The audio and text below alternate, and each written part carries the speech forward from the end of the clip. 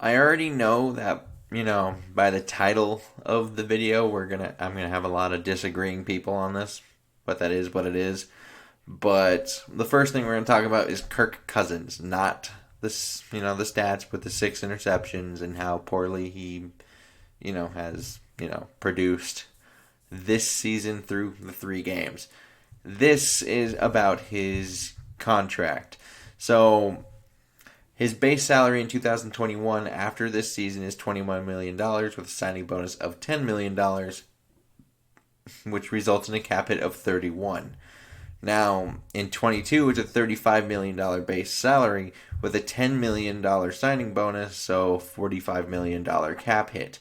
So in 2021, a pre-June 1st release would have a dead cap of $41 million, and the cap savings, they would actually lose $10 million upon cutting him. Now, pre-June 1st trade, the dead cap is $20 million while saving $11 million in cap. Now, the post-June 1st release, don't do this. This is very, very, very, very bad. The dead cap, $66 million cap savings. You lose $35 million in that same process. And that would also incur a $10 million dead cap hit, minus $10 million in 22. So, bad idea. Now, a post June 1st trade, dead cap would be, minus $10 million here. Cap savings, they lose $21 million upon doing it, and you have the same $10 million dead cap thing going on in 2022 from the post June 1st release. Now, in 2022, these numbers are ones people would like better. So, the dead cap would be $10 million, and the cap savings would be $35 million for all of the options as of right now. So, when he signed the extension, he had, $31 million guaranteed at signing, which was 20 and 21 in base salaries. Now, he had the $30 million converted from the old contract into signing bonus, helped Minnesota save some cap for this season in 2020. Here is the kicker, though.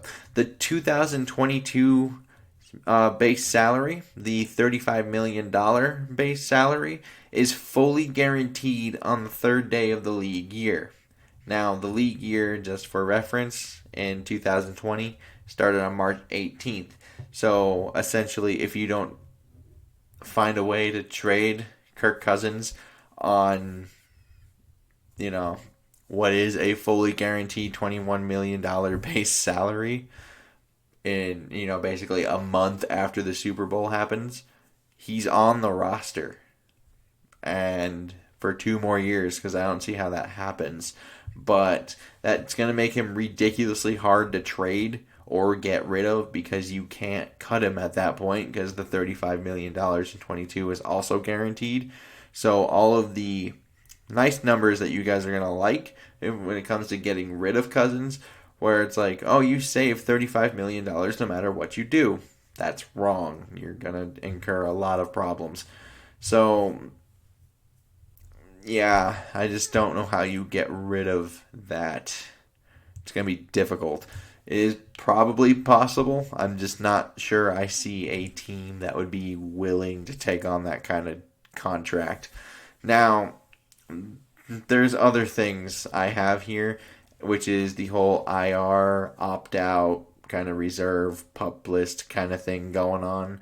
So, Minnesota, they have 9 on it. We have Anthony Barr, Danielle Hunter, Michael Pierce, Elfline, Ben Gideon, Troy Dye, Miles Dorn, Kenny Willekes, and Cameron Smith.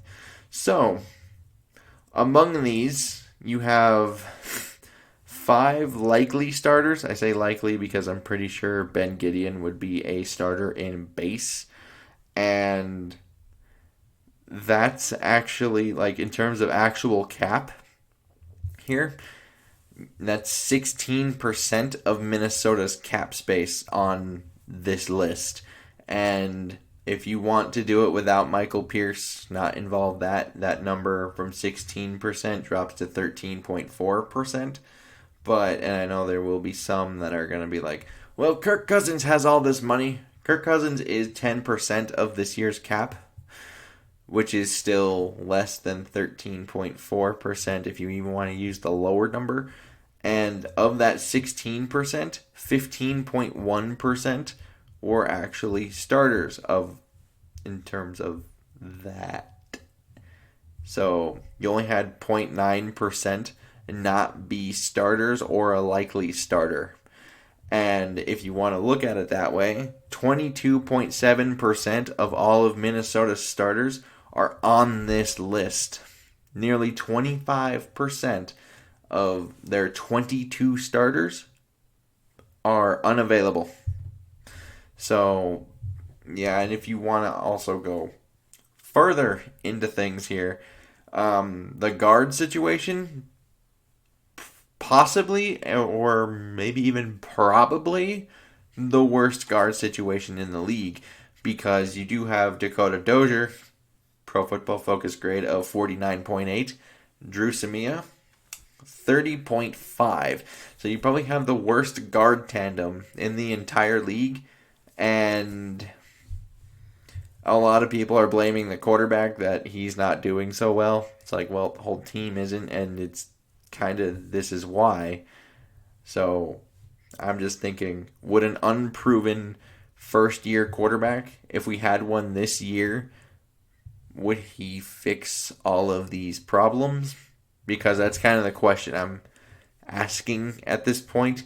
Just because, let's say they do get the first overall pick and they draft, the Trevor Lawrence, the Justin Fields, whichever one it may be that you're eyeballing.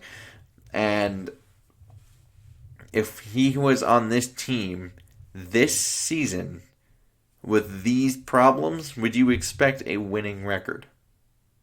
Because if you're looking at it next year, most, if not all of these guys that are on this list are going to be back and playing. It will not be him inheriting this same team that's struggling right now. It's going to be a team that has Michael Pierce, that has Danielle Hunter, that probably has Barb, maybe not Elfline, but you're going to have those starters back and big name starters that make impacts. And then you're also talking about the secondary, how it's young. It's going to have a year of development. It's not going to be anywhere close to him inheriting the same team. And I feel like what would end up happening is, oh, look, they're winning now. It's like, well, yeah, all their good players came back. That's kind of how I'm viewing this. And I just don't think it's worth it to actually tank for the quarterback. Because I think best case scenario, we may end up with a lateral move when we could have ended up with a potential blue chip player that we otherwise wouldn't have had if these guys stayed healthy. Because there's even numbers on the offensive side. Like right now, they're averaging 13.5 yards per completion, and they lead the league in terms of yards per carry at 6.